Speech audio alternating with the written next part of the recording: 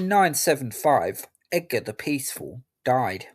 Edgar was about 31 at the time of his passing, which, whilst hardly being unheard of for a 10th century king to die at that sort of age, it was nonetheless a young age for a nation to be deprived of a king who had, as indicated by his epithet, brought calm to a country that had for generations been used to trials and tribulations, most often brought upon the English population by the Vikings, although those Danish raids had calmed during Edgar's time, contributing to the stability of his reign. However, with Edgar's passing, the stability that had been established during his reign would be lost, and it would be his third queen, Elfrida, who would cause much of the damage. Edgar was succeeded by a son from his second marriage, Edward.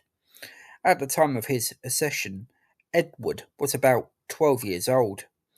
Edward would have a tough act to follow, as his father was described by the chronicler Florence of Worcester as the imperial monarch of the English race, the flower and glory of a race of kings. As Edgar was laid to rest at Glastonbury Abbey, Edward had to turn his young mind to the difficult task of kingship. Edward's succession hadn't been guaranteed.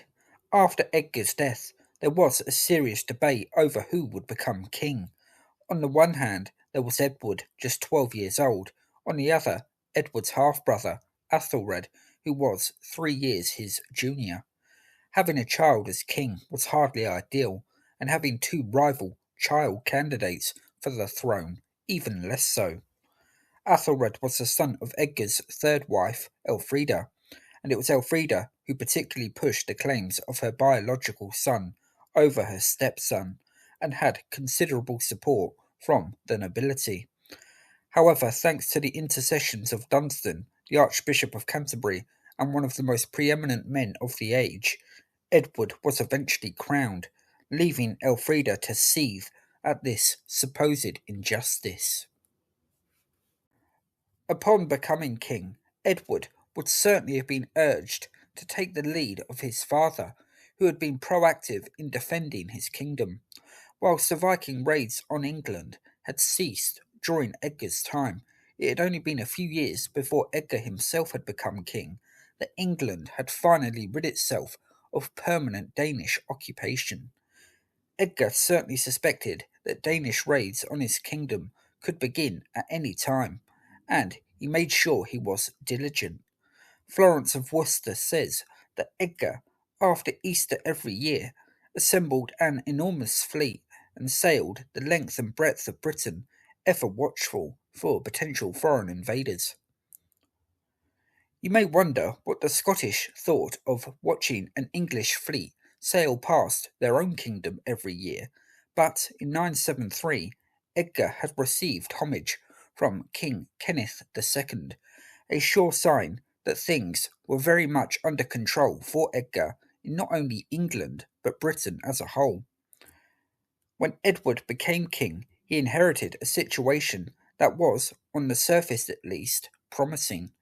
The country had enjoyed peace, and, thanks to his father, there were plenty of men across England who were well prepared for battle should the need arise. There were some things that Edward, even as king, would not be able to control, and, the year after Edward had become king, England was in the grip of a terrible famine. And beneath that surface of seeming tranquility, there was obvious underlying social tensions that were brewing.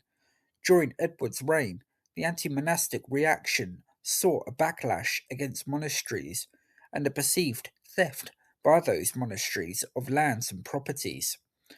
The commonwealth of the entire realm was shaken, bishops were perplexed, aldermen were angry, monks were struck with fear, the people were terrified, and the secular clerics were made happy because their time had come. It was a complex situation for a young king to deal with, and showed perhaps that all had not been as well as one may have thought during Edgar's reign. But in 978, Edward would be deprived of the opportunity of bringing peace back to his kingdom. Like any king of the age, young Edward enjoyed the hunt, and after a long and hot day of hunting, he stopped off at Corfe Castle, where he met his stepmother Elfrida, who had evidently been expecting the visit. Whilst Edward was accepting a welcome drink, he was set upon by Elfrida's attendants and stabbed to death. Edward was just 15 years old, and he was buried, initially at least, at Wareham, without royal pomp. The lack of ceremony for the death of this young king showed that Edward had been unable in his short time as king to leave any marked impression on England. Edward the Martyr remains a little known king, but there is a clue, perhaps, as to the character of this young man by the reaction of his stepbrother and rival Athelred to his death.